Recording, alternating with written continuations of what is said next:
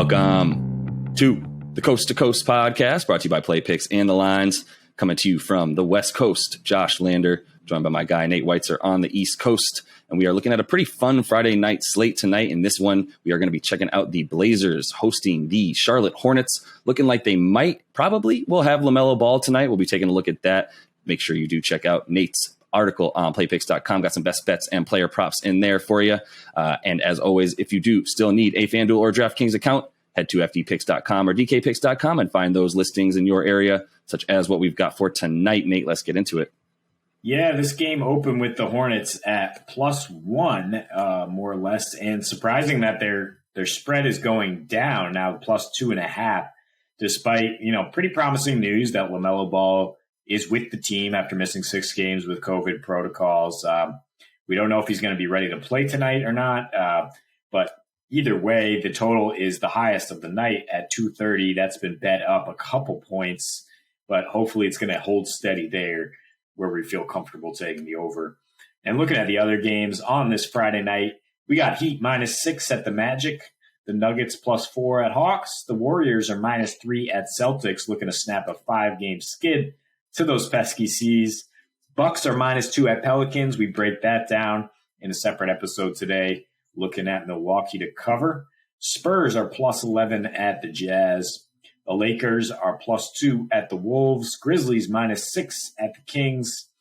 And this game, which, I think we can expect some offense either way. It's not like the Hornets offense has struggled that much without LaMelo Ball. They're averaging 123 points per game while going over in 8 of their last 10. And then in 6 games without LaMelo, still gone over in 4 of 6. Still the second best offensive rating, scoring 118.5 points, despite playing 2 games against slow-paced Philly and having an outlier dud against the Mavericks where they scored just 96. Their defensive rating is by far the worst in the NBA during that span, 126, which is just abysmal. Their pace has dropped a little bit, but that combination of efficiency on offense and defense has led to so many overs, even as their total is usually the highest of the night.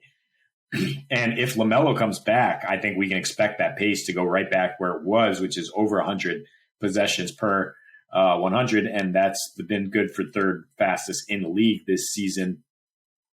Their defense is particularly vulnerable to what Portland does because they allow the 4th most threes at the 4th highest percentage. Portland scoring the 7th most points off triples right now, 38%, but with Dame Lillard back and finally maybe knocking that rust off, I think we can expect a barrage of threes. Anthony Simon's also back in the lineup tonight. It's interesting just in looking at the numbers around this game and then seeing that Dame has at least 5 triples in 4 of his last 5 home games, averaging 28 points per game, shooting nearly 40% from 3, and then circling back to see his props at just 24.5 points and 3.5 threes, which is, basically below expectations in this matchup by far. I thought, looking at first glance at this game, like, okay, something's got to give for Portland. They've been knocking on the door.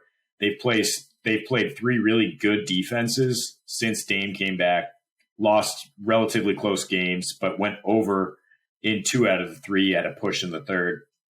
And now they face this horrible defense. I think it's the time they break through for a win here.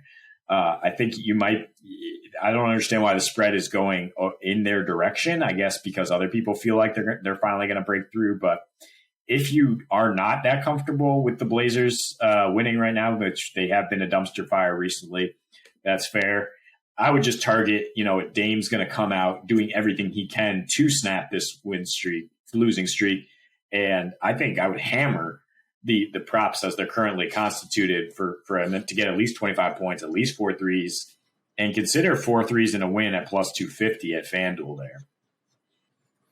Yeah, because we're looking at offense here. 230. I mean, I don't know. Last season, 230 felt like, the average total for a number of different teams, including the Blazers and Kings and even Hornets now, but it's a little bit different this year to that point, but it shouldn't scare people when you have these two teams. I think you start with the fact that this is in Portland.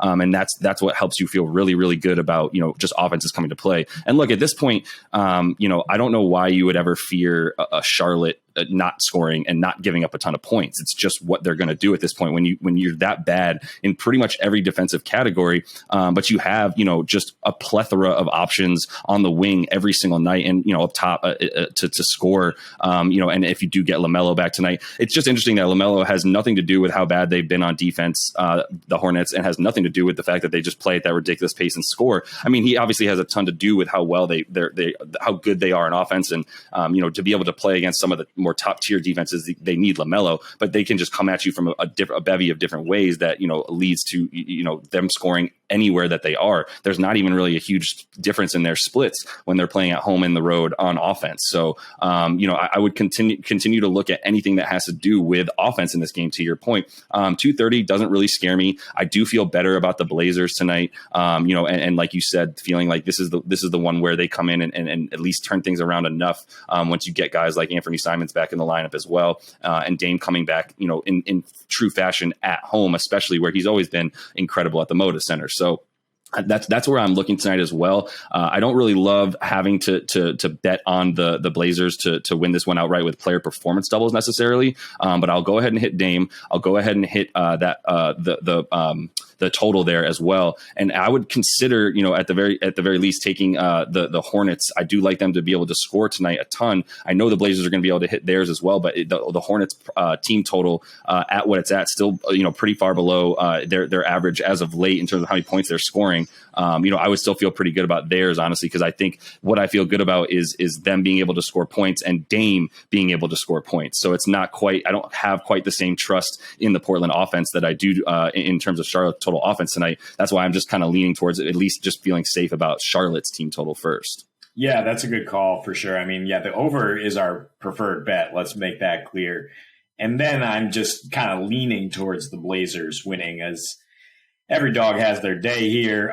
Look, this has been a matchup where the home team has really benefited, winning 9 of the last 12 meetings. The Blazers have actually won 13 straight home games against the Hornets. I mean, we know the Hornets are a different team now that LaMelo's on the wing, but we don't know how bad COVID hit him. We don't know what the rust is going to be like as he comes back. His shooting splits are far worse on the road. The team still scores. And his defense is going to be worse on the road. It's certainly going to be worse after this layoff. That's why we love Dame, why we like the over, which has hit an 8 of 12 games for the Hornets against the West Conference. And you mentioned the Blazers at home. Yeah, they're really struggling to score on the road right now, but it's averaging about 111 at home, 10th in offensive rating, 7th in true shooting, and just allowing a ton of assists per game, a ton of fast break points per game, and committing the 5th most turnovers during this losing streak. Charlotte scoring the 5th highest percentage of points off turnovers. So it all just speaks to offense being possible here, but it's about finding the number that's most exploitable. And for me, that's just Damian Lillard points. He put up some astronomical numbers when CJ was out the last couple seasons, and he hasn't gotten there yet. He's having a career low season, and he's been a little rusty as he comes back from that injury. But I think tonight's the night he gets over 30 and really lights up this Hornets defense. Yeah, I can't come up with anything to refute any of that. I think for Dame at 24.5, it's wild. I would also even consider Dame to score 30 tonight, to the point you just made, is plus 240.